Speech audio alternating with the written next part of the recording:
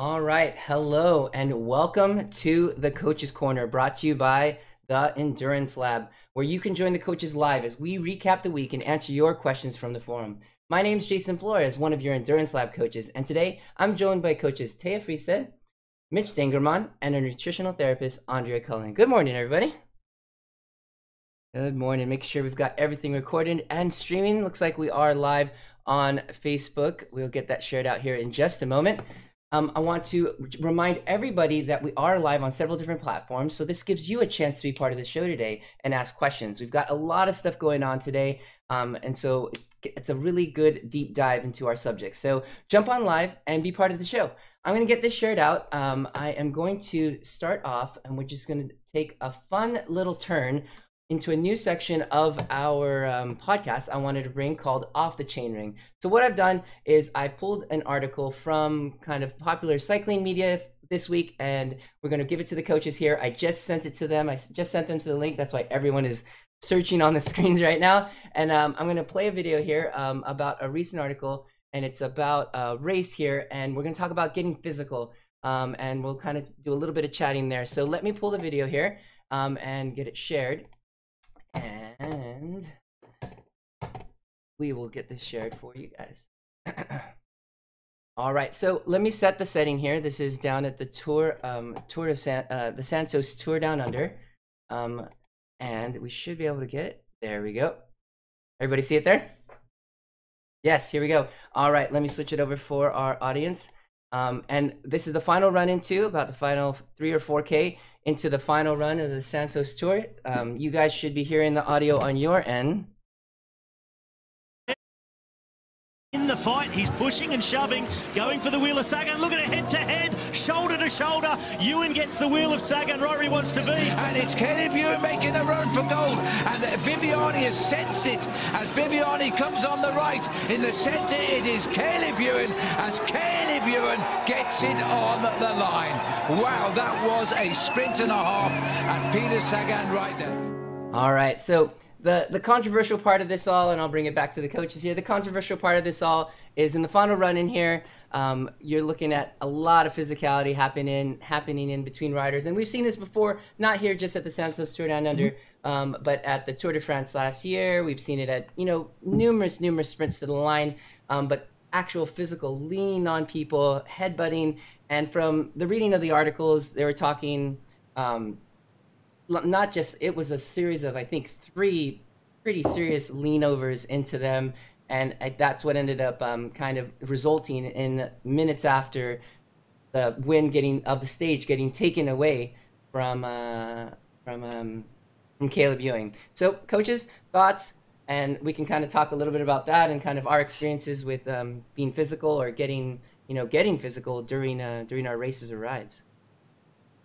So I think what we saw there was a big headbutt, yeah, right? Several. It was 3 from the count of it, like I said. But man, it was pretty, yeah. Wow. So for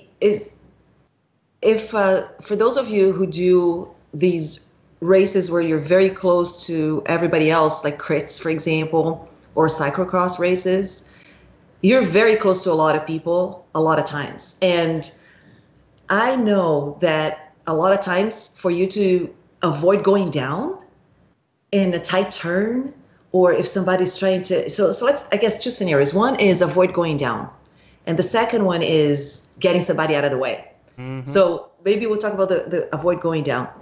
I had quite a few, it was my first cyclocross season last year. I had quite a few falls that could have been avoided if I was comfortable elbowing people and pushing them away. Right? Because I had people come on top of me, like literally be on top of me. If I did a little push or a little elbow, not to throw them out, and get them to fall off their bikes, but just protect your space. Right. Just so I could stay upright. Right. I could have stayed upright. And so my side of it is I want to learn to get comfortable doing that so that I can, if you're just starting to race, then it's hard because you're just trying to even figure out how to race, let alone, push somebody aside. That's number one. And then number 2 is trying to get somebody out of the way effectively. So let's say that you are going for it and it happened to me in the crit last year. I was in the last lap passing somebody on the left, and there was a very tight space between the rider in front of me and the barricades. Mm-hmm. And I was passing that rider, and she went in front of me to block me. Oof. And so, if I had more confidence, I could have like pushed her aside and just go back to where you came from. Go back to where you came from. But frankly, I don't feel comfortable doing that. So I guess where do you draw the line, when you see these pro racers? I mean, that headbutt, wow, that was pretty effective. I'll put it that way. Absolutely. So let's see, got that back up. So Andrea, any physical altercations on the bike here that you've had on your ride? She's like, no. I'd be terrified, but once the swim rough bit is done, yeah. I just want to be left in my space. No, I wouldn't have the confidence, and I don't think I would have the skills yet. I think that's true. I mean, going on an indoor trainer certainly isn't going to prepare me for this kind of thing. So. On Zwift, I ride through people all the time. All the time, just go right through them. Right through. No, I mean, I sort of like Andrea. I mean, my cycling is primarily, a lot of it's triathlons, and I mean, we have to stay apart from each other, right? Yeah. You can't even, stay and apart. Ian would say. Yeah, yeah. And I've done a few crits, and I mean, I want to stay upright, and I think I'm at the point in like crit experience where I'm really looking for people who may be going down in front of me and making sure that I'm not going down with them. And I'm not really in the position where I'm thinking I need to use my physicality to get where I want to go. I'm trying to, I'm riding really defensively instead of offensively. And I think it's interesting that, when you get to that point, and I don't know if it's, I was wondering too, if it's, if American riders are less used to the physicality than maybe other people, because Americans are so used to being apart from each other, right? We have these big space issues in our country where we have personal space. I like that. If it would be interesting to put on some of the crit races from our team, the Eric Dennings, the Matt Roth. I know even when we were together at camp last year, there was more, not really, but just we were able to be closer to people who were used to riding more closely. Yeah. And so for our group rides, since they are pretty large, 50 plus people, you do sometimes have to remind people. They just get to chatting and they're like coming into your line. You're able to put your hand on someone's hip. It's actually really easy to move somebody while they're on the bike. Like, it doesn't take much. It's just like just put your hand there, and then they would actually like already start drifting the other way. So if there's a group of people riding and people are coming up on the left side, let's say, it's really easy to just like, if the whole line starting to drift, is to just barely touch someone and they'll already start leaning the other way. It doesn't take a lot. So, but I guess it just depends on kind of your intentions. Is it to let someone know, hey, like, it's like in a car, you're like, beep, beep, hey, watch out, don't change into my lane, or like laying on the horn, like just throwing them off to the side of the road. So I haven't really been into a situation like that, but I have watched, some of the riders that have let out that when they do come through, it's elbows out, tapping people as they come through, or going under people, like under people's arms and stuff, because they're like tiny little sprinters. It's been really interesting. And Caleb is a really good example of that, because he's tiny. And so when he gets under people, get it under the bars, under elbows, as he comes up, he's like trying to lean over so that he's not getting that little bit of pressure. So, but either way, just interesting. It's something that, as you get to the higher levels of racing, whether it be in cyclocross, whether it be in crit racing, or even, as we get into Fondos, it is so packed as you get out of the gates, because we're let off in like waves of like the time that you may be finishing, and people are just so close. So you need to be careful with some contact, and you need to understand that you need to be leaning into these moves and just making sure that you have control, during these times. And isn't there probably a difference between a headbutt and leaning? Yes, right? If he had pushed with his head instead of like a physical, I think there's probably a difference there. Yeah, I think that headbutt is the equivalent of a punch, right? Yeah, I've seen it before from like the Cavendishes of the world. I mean, and then even last year with like the elbow, the quote unquote like arm out elbow hooking, like everyone ending up on the floor thing. Like, so I mean, it can be very, very physical there at the end. So I'm assuming, obviously, these guys are a part of their bike and their bike is a part of them. But how do we learn those skills to be so much better balanced? And I mean, is it rollers or just getting out and practicing around people closely? I think it's doing a lot of group rides. It is. Comfort In there, and then, go ahead. You're probably going to talk about like practicing on the grass type. Exactly. Right. There's a typical practice in cyclocross on the grass is you go out in circles and you literally hug people. So you kind of go arm to arm. So you interlace your arm with the person next to you. You kind of push a little bit and at low speed, obviously, but trying to handle your bike on very tight turns on the grass with people next to you and doing those.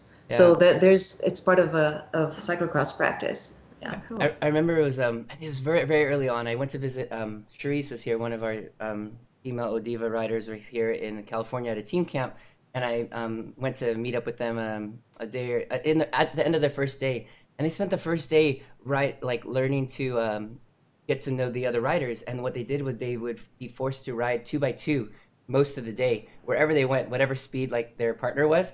And to be that close and to get to know each other, and then like to the point of being able to hold touch and hold the other person on the road at pace and at speed. And she said it just made such a difference because usually the first couple of days at camp you're trying to just feel people out on personality, but also on the bike, like how comfortable are they? Do I want to be following those wheels and those people, and who you get a feel, but day one like they just get thrown into it. So really interesting way to get to know each other, I guess, at team camp. All right, so we'll make a transition here. Looks like we got everything shared out. We're going to jump to our big talk of the day, which is our roundtable. We are going to be talking about gels, everything about gels, how they work, how to use them, and what we like. And for me, I can just get started. I like to eat real food on the bike as much as I can, and I like to start out with more real food, especially on longer rides. I'm talking 3+ hours. I'll start with real food and I'll move to more gel type stuff. Towards the end of rides, I'll be able to dose things like caffeine as I get towards the end. We'll talk about kind of how these all mix in. But my favorite way to start is I like real food at the beginning, gel towards the end, and then if it's really long, 4 or 5 hours on the end, I'd like to throw some caffeine in the gels there. And products I use, I make a lot of my own food. I do a lot of Scratch. We are Scratch ambassadors, so definitely some great products I've been using for several years. The products are real. My 6-year-old can read the words on the back of the label. I like that. And then as I get towards the end, I'm an SIS gel user because not having to add water to the mix, and so I can separate my food, my hydration, and my fueling. I enjoy that. So that's what I like. We could take it around. I know Mitch is a big goo user, right? Yeah, so I've used, especially running, I've used goo for many years. It's just convenient to me. It's they've got a variety of different flavors. They've got some that have a little bit of protein in them, the Roctane, like their special high octane stuff. But for me, one of the big things is the caffeine. Always enjoyed the caffeines, but a lot of early morning workouts, a lot of long runs. But then like on the bike, what I typically do now is I'll have something before I ride, but then I'm having liquid nutrition. So a sports drink on the bike. And then as I get near the end, when I'm starting to run out of that and I'm just using water that I either, get on the road or wherever, then I'm moving into gels to kind of end up that ride. Yeah. So I like 3 kinds, I guess, are my go-to lately. I've tried a little bit of everything. At first, my first experience wasn't with gels, it was with blocks. I used to use these Cliff, the Cliff Blocks energy chews, but somehow I got a little bit tired of them, and I think they're too sweet maybe, and dense. So I ended up navigating away from them, and I like the SIS gels for the consistency, and I find that there's a science in sport, and I find that they're quite effective, despite the fact that they have some artificial things in it. Yeah. And that's the downside. I like glucose, GLUKOS. Mm-hmm. That is a shot of, as the name suggests, glucose. Yeah.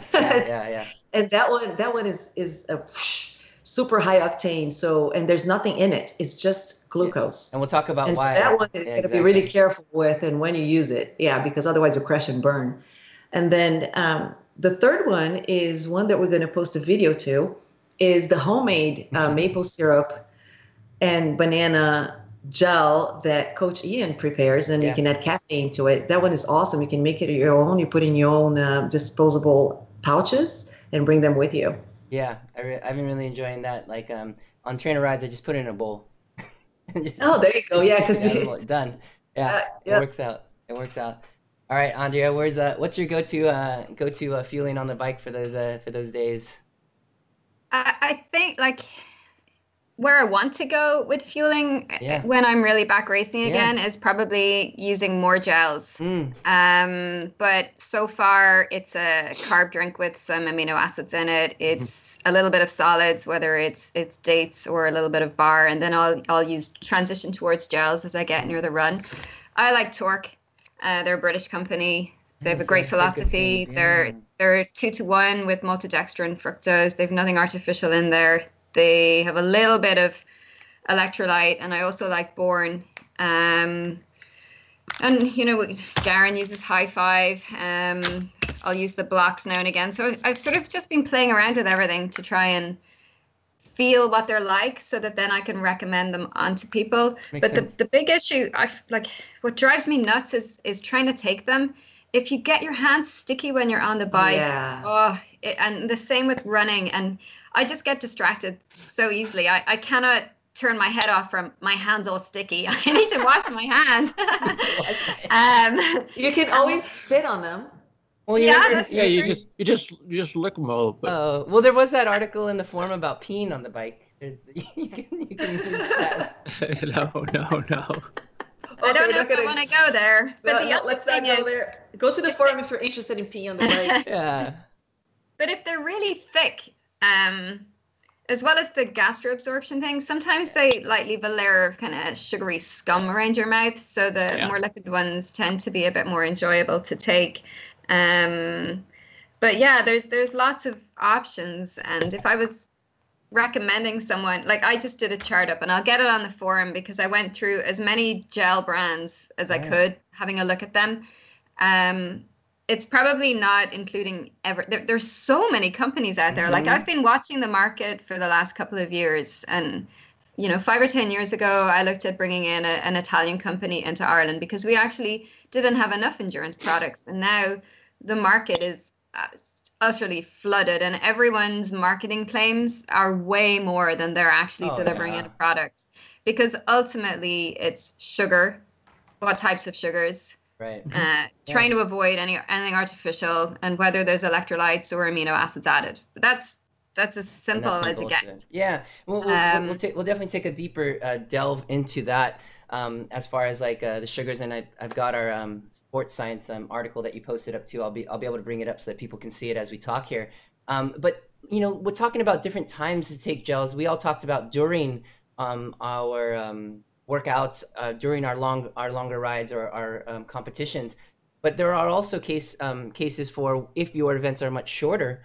That you'll be taking things like beforehand, for example, 20 minutes before a crit race, a 45-minute cross race, because there may not be able to be fueling on a short type of race that's intensity quite high, and that sort of thing. And then after, I haven't had too much experience or haven't told people to take gels after. I don't know if you guys had too much, if you guys have recommended that. Usually I have people just finish everything that they've had as their post-workout, like on the bike. Like, what do you empty your pockets out, eat that, and then go eat a real meal after that, like that sort of thing.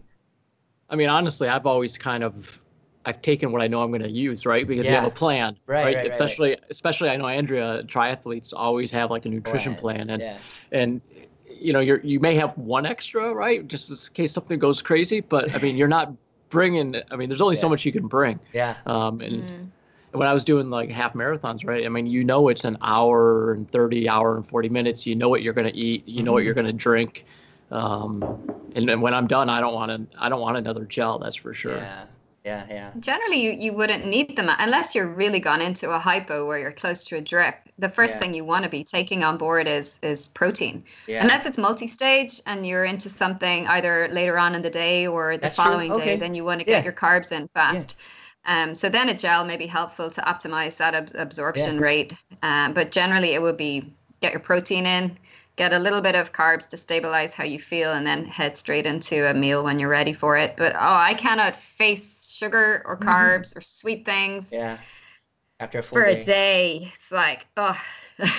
So that's a good case. Taya, you've done multiple cross races on a day, so fueling in between, not like the kale and chickpeas that you've seen some of the competitors eating in between races. I know. It was like, so yeah, so sometimes you do 2 races in the same day, and the time window between the 2 races is typically 2 hours, an hour and a half, 2 hours, depending on the category. So you go single speed and then you go your category, for example. And so what I do is so I have a gel before the first race to get the kick in, and I usually take it 20 to 30 minutes before that race. And then as soon as I'm done with that race, I have a little bit of protein. So I do, a scoop of protein, and then I have another gel. Yeah. And then I go into the next race. Yeah. So yeah, so that between crits and cross, I think that's where there may be a case study for that. But just again, coming up with a plan, and if deciding if you're going to be eating real food, if there's 2 or 3 hours. I mean, I think real food's tough. I mean, what were you thinking, Andre? Like at least 3 hours in between races if you're going to try. Oh, 3 hours in between is a long time, isn't it? It is. It is. But usually that's like 1 to 2 hours. But even some of my guys, they'll race morning 4.5s, and then they'll race like a 3.45 in the afternoon. So it's like half a day in between. So yeah, so it's case study, but understand that you're going to need some time to digest if you're actually putting something big in. But simple sugars and things like that are what you're going to go to depending on the length of your ride. And a lot of us have talked about doing more solid foods to start with and kind of moving to more liquid foods depending on the situation. So let's talk a little bit of the science. That's why we've got Andre on the big screen today.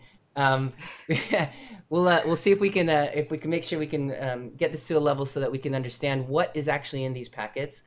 I'd like to start with maybe breaking down kind of what the different types of sugars we use. We'll move on to kind of how they get combined and how that's useful, and then maybe a little bit of timing of absorption and things like that. So maybe we could start with just kind of what's inside these packets and the sugars behind them. Can we do that? Yeah, well, I definitely wasn't going to go all science gung-ho, Yeah, because it just doesn't, we want it to mean something. Yeah, but generally absolutely. your gel is going to have 1 or 2 or 3 different types of sugars in there. Right. You're possibly going to have electrolytes. You're possibly going to have preservatives and additives. You're possibly going to have artificial sweeteners, which I think, why? Because generally things are sweet enough, and you may have caffeine. So, and also if you're getting freebie samples, just check the expiry dates, because they're always going to give the short dated stuff as freebies. So a year later, it's probably not, although some of them I really wonder how they're going to go off with what's actually in there. There's some fascinating discussions online real quick on expiry dates and gels, but go ahead, Andrea. I think maybe they have a forever shelf life. Forever shelf life. Maybe they're like nail polish. They never expire. Oh my gosh. Well, when they do the expiry date tests on them, they do it in a kind of simulated, augmented environment, so that I think these aren't going to go off unless there's a hole in them and they're getting. I think it's primarily like flavor and texture and things that change over time. I'm not sure if they actually get bad for you, but I think the key is you probably should use them within a short period of time around the expiry, just so that you don't get stomach distress. Yeah. Yeah. Yeah, they're good for the apocalypse. And zombies don't like them. So yeah, you got that going for you. They like real food. Yeah. Humans. So you want to ask yourself, like, what do I need from my gel? Like, there's very few of us that are going to be going at the intensity of a pro or elite age group athlete, where we're going to need those 60 to 90 gram per hour oxidation rates. Yeah. Some of us will, like, all out on a bike, all out in a triathlon. You're probably better going for the maximally oxidized products, because it means you may, like, if something falls apart and you're not managing to stay on top of your nutrition plan, at least you're taking in something that's more likely to get into your system at a greater rate and at a greater speed. So if we were watching Ironman World Champs, you saw Lucy Charles missed one bottle on the bike. And my mind is like, whoa, that was probably crucial. But if you're slightly on the side of getting stuff in and fast enough and at the greatest rate possible, it's probably going to help you out a little bit. So generally, we can't really take in more than 60 to 90 grams of carbs per hour. And that's not based on how our muscles are working. That's based on how our stomachs are actually able to absorb the product into our system. So if we use one type of sugar, so we're looking at glucose, sucrose, maltodextrins, dextrins, they'll generally absorb fairly quickly. Fructose is going to be a little bit slower. And we two categories of sugars. They're absorbed slightly different ways. So if we use one from each category, we're going to have a slightly greater intake, a greater total absorption rate. So that's generally when you see fructose with one of the other sugars. Now so we would call this dual phase or dual. My brains are going this morning, but I would call them dual phase. So we're looking at two transporter systems, and they're going to get slightly more in total in than just using one absorption system. Fructose on its own is going to be slower than something with glucose or maltodextrin or a dextrin, because it needs to go via the liver to be metabolized before it gets to the muscle. So this is where sometimes you may be slightly limited with things like your fruit juice, honey, or maple syrup, although honeys and maple syrups can have slightly varying amounts of glucose and fructose depending on, because they're Mother Nature, so they're going to be variable. So if you're looking for the optimal rates, you're looking for a product that has two types of sugars, and one of those needs to be fructose. Not all products do this. Yeah. And we've been talking about this science for quite a while now. And Asker Jackendrup on My Sports Science, isn't it? Yep, I've got it. He's the carb guy. He has some brilliant articles explaining all of this. But I was quite surprised when I went through, I must have gone through nearly 30 different brands, that not all of them have this dual phase. Like High Five, for example, doesn't have a dual phase carb source. SIS doesn't. Some of who else was surprising me? GU did. Maurten is a completely different formula. So you're not looking for they do have fast and dual actually, and a hydrogel formula. Who else surprised me? There was a couple of others. Pacific Labs, they were falling off the bottom actually as well. So the key of this is looking for products that have both. The reason being is because you want your body a chance to bring that in, right? You want a chance to be able to get that faster hit from those glucose sources, and then your body a chance to digest on the other side, so that you get that second wave or that additional introduction of sugars into the body as well, right, Andrea?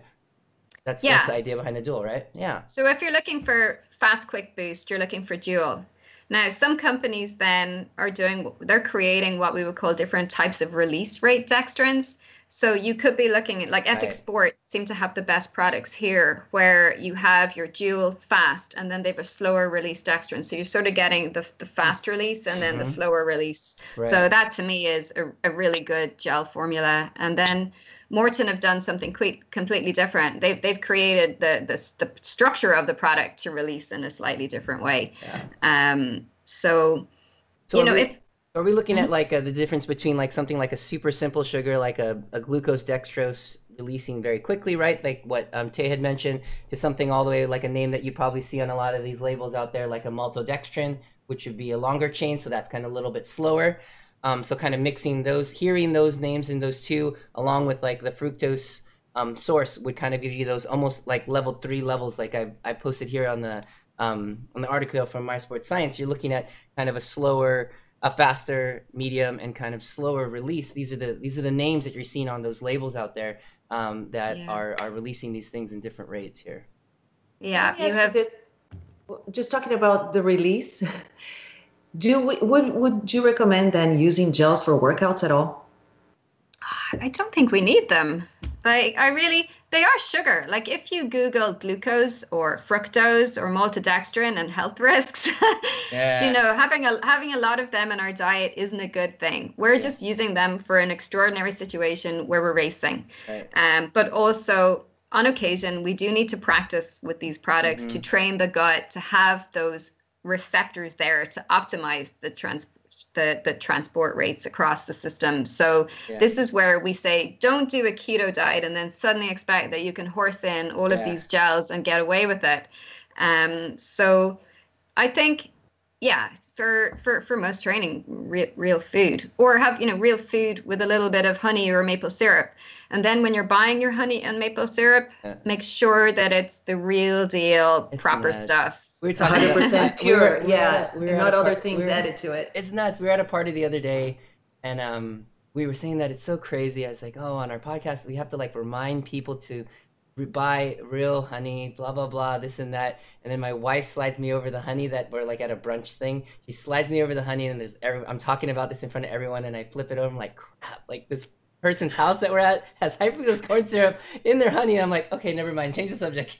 Like, nobody's looking at labels. But it's really, I think it's very rare to find honey that's actually real, single source. It's tough. That hasn't been adulterated. Like they were calling it Honeygate, and there's been documentaries on how honey gets transported via China, and then they've all these little loopholes. So then when you read the final label, it doesn't say this, and it's all been adulterated along the way.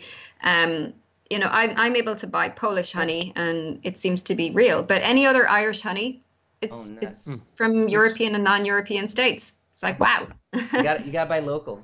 Farmers market. Yep, farmers markets. Yep, I mean, that's going to be expensive. Yeah, I'm getting my own hive this year. Nuts, really? You know when they'll all die in the cold, Mitch. Yeah, they all die. They live. They live.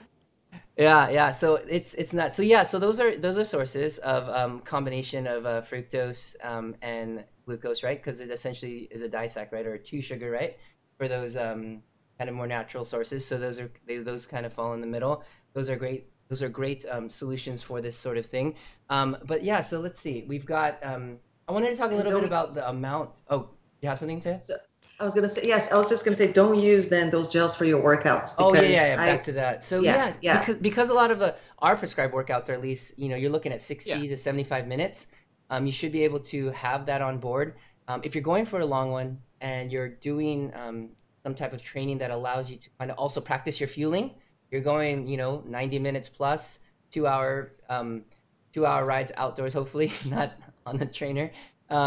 And you're getting a little longer along, I think it's useful to try and practice to make sure that you can eat while you're riding. You can eat at speed and pace, and you can digest while you're doing that. But otherwise, I've taken a lot of people off. Like there were so many riders I had that were like gel on the trainer, gel every coffee ride. It was like, just try water, guys. Like I think you'll be okay because you eat like kings when we get to the coffee shop. So like, the main problem when you take this.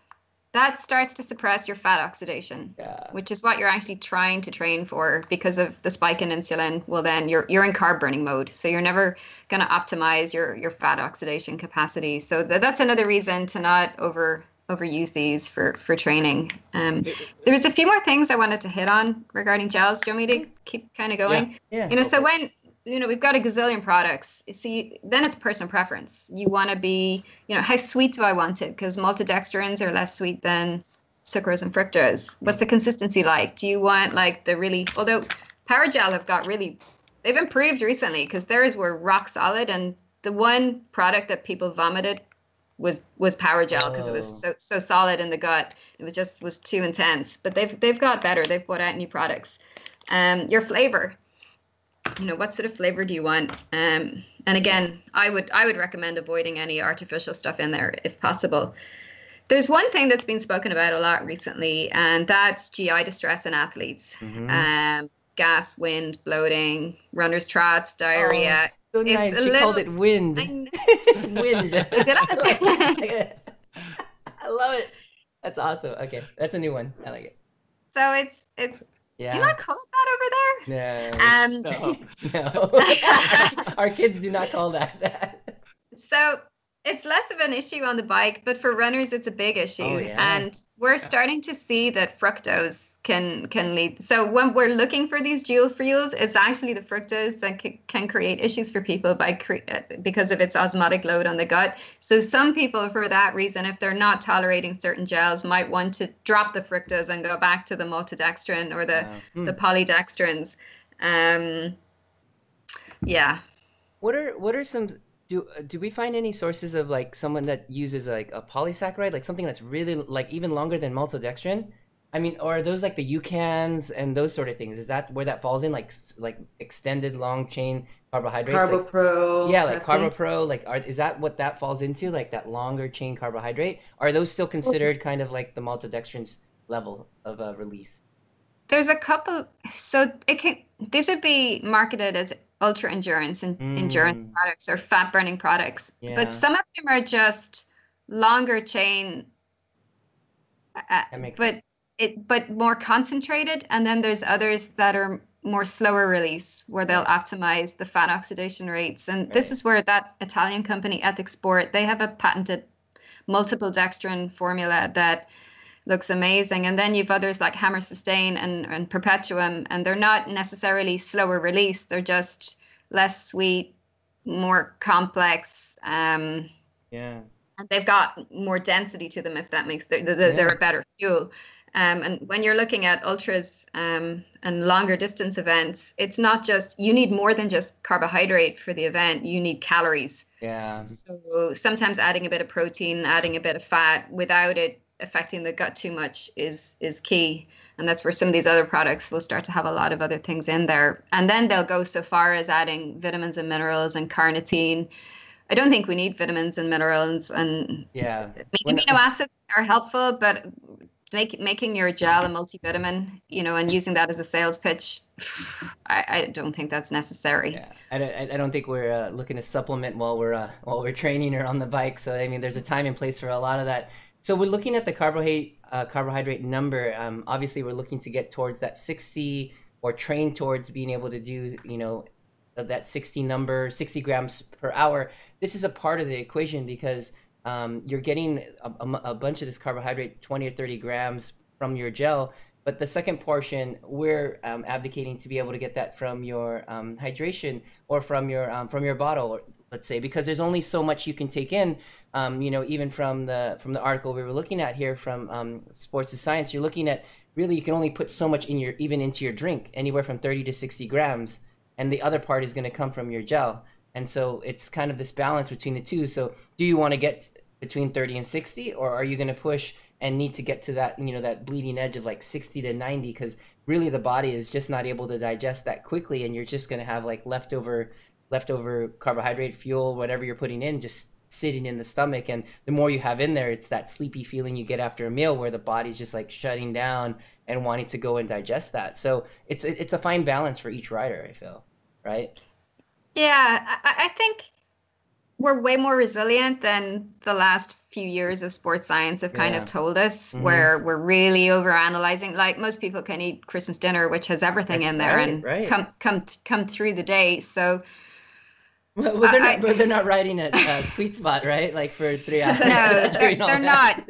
But I think the people that I notice that can literally horse anything into them and do an amazing Ironman time are the least anxious, and they just aren't worrying about it. Now, also, I do think it is really good to have a plan and make things as simple for your stomach as possible. But I think there's sort of a balance between it all as well. Like, I think anxiety plays a huge role when athletes don't manage to tolerate the fuel that they're taking, because they're so anxious that's further through the sympathetic nervous system drive. They're further impeding their digestive function in addition to going out at intensity and not breathing properly, posture, everything. So there's several things going on. And I think as a coach, it's watching your athlete, the athlete that's constantly blaming nutrition. First, look at nutrition and what they're doing, but then look further than that. Yeah, that's interesting. That makes sense to me. How the nerves could play a role. Absolutely.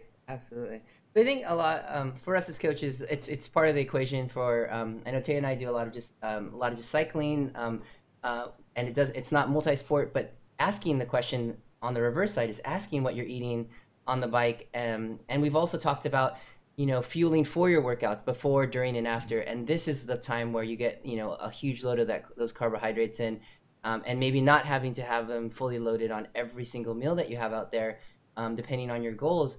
And this is the time where you can kind of look and search, and on your longer rides, either use a real food source. And maybe we could talk about that. So then if we're talking like not having gels on the bike, we're talking having just water over the 60 minutes or 75 minutes. Otherwise, we're looking at just eating afterwards, right? That's the conversation we're having about post-workout, or just fueling through our rides for our shorter to 60 to 75 minute rides. Everyone's like staring. Yeah, sure. Yeah, so I know Mitch grabbed the book there. Pretty good source of kind of foods that we can have. Both he and I made a couple recipes last year out of that. It's not just a cookbook. I mean, really, the first couple chapters really is a good primer on how your body uses nutrition and everything around it. So, I mean, I can't recommend the book enough for people who want to understand how their body digests and uses the energy that you're using when you're working out, running, cycling, swimming. Yeah. So that's Feed Zone Portables. Yeah. Feed Zone Portables. Yeah, it's a good book. Absolutely. I think it does break it down, and we're trying to just kind of bring in kind of the higher level stuff that you're seeing in advertising, and trying to get you guys to get a feel for what's out there and what to look for and what to break down. Essentially, the differences between our simple sugars and kind of our higher level like combination just with 2 sugars or even more, and so just so that you guys understand those names and what to look for, and then most importantly, when to use it during training, because that's the key part, right? Great products all the time. Should we be putting these in all the time, or should we just be putting these in during training, long training days? And that's what we're looking at here, because you've got to train it, your nutrition, the same way you would train you train anything else. You train any zone, you train any aerobic system, that sort of thing, right? Yeah, it makes sense. And then in my case, I'm just a short course racer. I just do short rides, short races. So I don't need to be taking these during training. Yeah. But I will when I come close to the season, because then again, it's just getting the body used to it. Yeah. And yeah. And playing with the amount of carbohydrates that you're putting in is really important. I mean, we've had some short conversations here, even on the Coach's Corner, about feeling really carved up for like a longer ride or a longer or a very intense workout, let's say, and feeling empty and trying to do that fasted and trying to do it like with very little fuel. It's both mentally taxing and physically taxing. Yeah. But when you're fueling yourself properly, no matter the source, you're going to feel stronger and you're going to be able to hit those targets. You're going to be able to hold those powers, and you're going to be able to. I'm just trying to like bring it all home, but yeah, that's a good point, Jason. You know what? Because somebody might be listening to a part of what we're saying here and thinking to themselves, "Oh, maybe I shouldn't be having any carbs when I train." That's not what we're saying, right? Mm-hmm. What we're saying is, do not use these gels all the time when you're training, but by all means, yes, have carbs available in your system when you go into an intense workout. Yeah. And the way you do that is by fueling properly with your food. So it not all of a sudden, oh, I'm just going to get my carbs out of gels now. You get it out of your real food. Mm-hmm. You eat properly throughout the day. You eat properly before a workout. And that's when you have those available to you. We're just talking about the fast release gels that you use in certain circumstances and not all the time. Yeah, and you can think of how you mix your food as different delivery systems as well. Right. So if you need to fuel well for a session, but want to use whole foods, use rice, polenta, oats. They're going to be higher carb sources that fuel you well and sustain you well. So they're going to get in fairly quickly, and they're going to have quite a good amount of carbs per volume of food. Then if you want to slow that down, you're looking at or speed it up. It's either the addition of a bit of fiber from your veggies and fruits, or a bit of protein, or a bit of fat. Whenever you put these in the mix, they're going to slow the delivery from the gut into the system. And then so that there you're looking at changing the macro breakdown of the meal and how fast it's getting into you.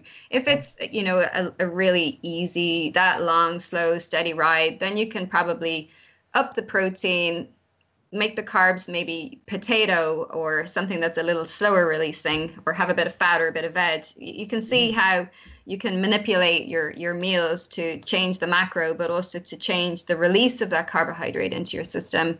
Does that make sense? Yeah, that makes perfect sense. It does. And real food examples are great, because, I mean, if we're not trying to put these gels down, having, you know, the oats, banana, like, so that you're looking at oats for your, you know, a carbohydrate source, you're looking at maybe some fructose like a banana, you know, and if you want to slow it down, that means you're going to put some like almond butter, some peanut butter in there. Right. These are things that we have in our fridge, you guys. Like, this is what you can be having, you know, the couple moments before you're stumbling through the kitchen on the way to the pain cave, like, you know, having it either before overnight oats, things like that. These are all sources that you can have, that you can put down before these rides. So really, and guess what? They have vitamins, minerals, antioxidants. They make your brain work better. They're going to help with oxygen supply. It's like, wow, why did we invent faster? And they're not that expensive, right? And they're not as expensive. You're right. I mean, white rice. Mitch, I'm sure you got pounds and pounds of white rice at the house, right? Like I do. You know what? We're not as it much? must be my bad influence. We hardly ever eat rice. Yeah, you know, last year team camp, I had to bring my own 25 pounds of white rice, but everyone started eating it when I got there. So I was cooking like a 10 cup a day, just putting out rice every day. Breakfast. He didn't even get to ride. He was just making rice. Just making rice all day, pretty much. I mean, we had so many rice cakes, I couldn't make it through security on the way back. Yeah. Tay's like, what do you have left? We had a couple in the fridge. Yeah, Mitch and I went to town. So, all right. So, really great conversation today. We're going to wrap this up here. So, really talking about fueling your rides. Take a conscious effort. Look at what we're putting in. Take a look at those ingredients and get a better understanding of, you know, how is it getting in, the speed that we're getting in, and when to use these. And putting these three things together, I think, is key. And so that you can understand how to fuel yourself. Because that's what we're trying to do. We're trying to empower you with the information, to be able to make the choices, and to choose the fuels that you want, both for training and for racing, to make yourself faster in the end. So any final comments from the coaches here, and I can get this all wrapped. There is an article coming out, I know Andrea's working on, right? We will be able to post at some point in the forum. Yeah? Excellent. And we can share that PDF that I gave you as well with all the different brands. It's great. You guys are going to get a breakdown here. So head over to the forum. I'll make sure we get links posted to that, as well as the My Sports Science article that we have posted here as well. And we'll get to share that. But really great conversation. If you guys have questions about the gels or kind of how to use these, we will all be in the forum to be able to answer any of those questions kind of as you guys are listening to this on the podcast, and check the show notes out. But otherwise, we are good to go. So I want to thank you guys for joining in today with us here in the Coach's Corner. And if it's your first time listening and would like to hear more content from the Endurance Lab, head over to your favorite podcast app and search the Endurance Lab, or head over to YouTube and search the same. And don't forget to click subscribe. For more information, when our next lab is, head over to theendurancelab.fit, where you can join us to train smart and get results. We'll see everybody next week.